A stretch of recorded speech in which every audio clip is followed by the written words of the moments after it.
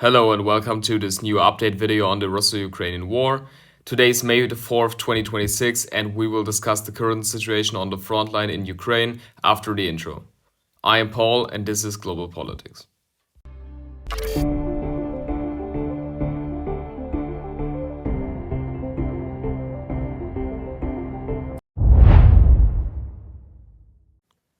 We will start in the north. In the Sumy region, there are no reported updates to this day. It's the same as in the Kharkiv region, where only artillery duels continue, but no advancements by the Russian can be seen here. Now we will move on to Kupiansk, where we can see important updates. In my last update, I reported that the Russians were able to capture Sinkivka.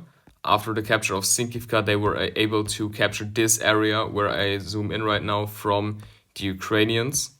Also, the gray zone was expanded to the village of Kivsharivka because Russian troops have infiltrated this village, but I don't think that they were able to take positions there. I just think this was an infiltration and that the Ukrainians eliminated them there. But nonetheless, the gray zone was expanded and it is very big at this spot on the front line. It's almost 5 kilometers wide here. This is a very big gray zone, but it's what we have seen so far in the last 2 years with the common use of infiltrations by the Russians. We will move on to the Liman direction, where the gray zone was expanded to a bit south of Liman. Again, this is not a capture by the Russians, but they were seen here and they were attacked by Ukrainian FPV drones at exactly this spot here. The Russians are continuing to mount pressure on Liman, but the Ukrainians are able to hold their positions there, and all attacks on Liman remain unsuccessful, aside from a few infiltrations that we have seen south of the city. We will move on to Alexandrivka, where the gray zone was also expanded. In particular, the village of Galeniki falls into the gray zone almost completely.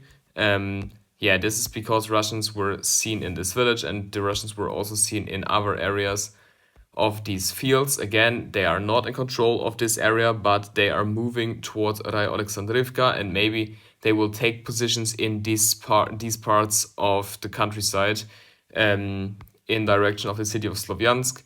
I think Ukraine has concentrated enormous troops on this part of the front line because they cannot allow the Russians to move towards Slovyansk and Kramatorsk.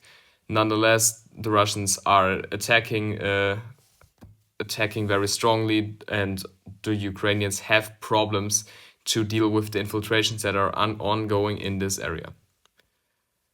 We will move on to the situation in Kostiantynivka. In Kostiantynivka, on the eastern flank, heavy fighting continues at the border of the city.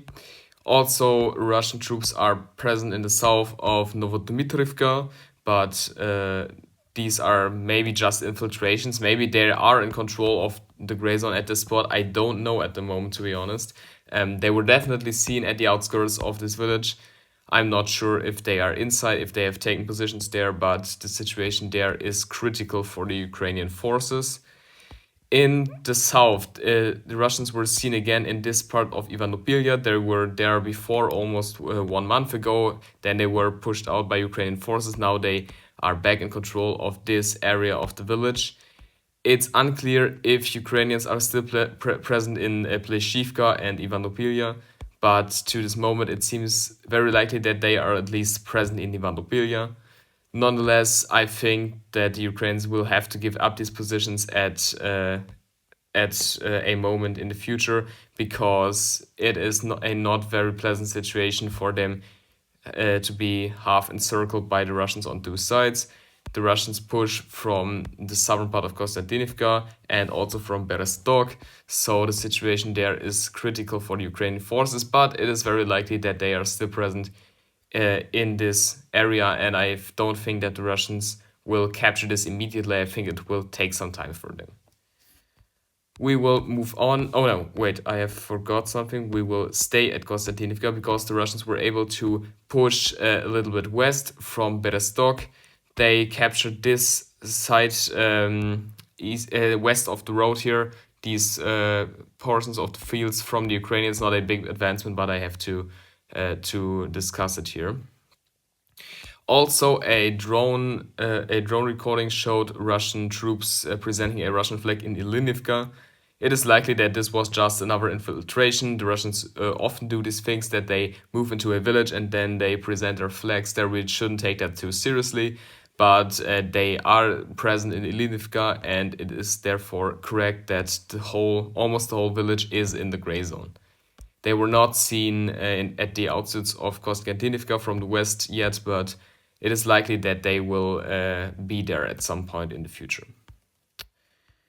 Now we will move on to this area. Actually, we don't have discussed this in the last videos, but the Ukrainians were actually able to recapture these dachas from the Russians.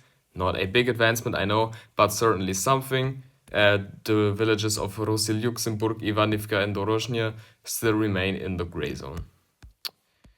In Rudynsk, the Russians were able to take 2 streets from the Ukrainians. They were able to take the Kalinova Street and the Lermontova Street. This is a advancement of maybe 100 meters, maybe 200 meters, but they are trying to conquer the whole village. Ukrainians are still present in the west. They don't have it under full control. The Russians have the east under full control, but we are still far away from a complete capture of Rudynsk. We have no updates from Khryzhne, actually. The north is still in the gray zone, so Khryzhne is not completely conquered. The Russian Ministry of Defense this week published a report where they stated that the village of Novoalexandrivka is under their control.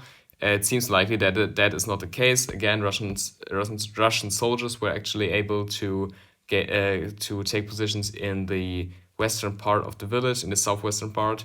That is confirmed. We discussed that in the last video, but almost the whole village remains in the gray zone because the Ukrainians still fight in these ruins. We will move down the front line to this part where the Russians were able to consolidate positions near Andriivka Klevtsova. They captured approximately this area on a wider scale between Pidubne and Zeleny. Again, not this whole part where the red marker is marked. That is just the advancement of 2026. We shouldn't take this too seriously, but this was an advancement of only 500 meters at best. So I think, because I don't have seen any drone footage, that this was just a correction of the gray zone and that there were no new advancements this week towards Andriivka Klevtsova. I could be wrong about that, but we will see in the future. We have some updates from the Chuliepole direction. The Russians were in control of this area where I zoom in right now last week. Now the Ukrainians have made this back to a gray zone and were able to push the Russians a bit back. To this day, the villages of Zaliznice and Staroukrainia remain in the gray zone. Especially Staroukrainia is likely under Ukrainian control, but I can't confirm it, so who knows. Russia is still trying to push Ukraine out of Chuliepole. Some parts of the city actually are still in the gray zone. I think Chuliepole is under solid Russian control, but the Russians are scared that the Ukrainians will do a counterattack to take Chuliepole back. It is a very important city and they cannot afford to lose it at this part of the front line. Then we will discuss a part of the front line where it's usually very quiet, but not so quiet this week, because the Ukrainians were also successful here in Primorske. This is this village that goes very far south here. They reconquered this part where I zoom in right now, because no, they don't reconquer it, but they put it in the gray zone away from the Russians. The Russians are now facing encirclement here because, as you see, it's not very pleasant for them. They have just a few streets here before the water starts. I think Ukraine is trying to push Russia out of Primorske, and they are quite successful with that. So we will see how the situation develops. There were also drone footage of Ukrainian positions in Stepnohirsk, so we have definitely a visual confirmation that Ukrainians are also present in the southern part of the village, which was the gray zone, which is still the gray zone. But I can't say very confidently that the Ukrainians are in control of the southern part. Again, the map doesn't show this here, but it's just a likely scenario that they are there.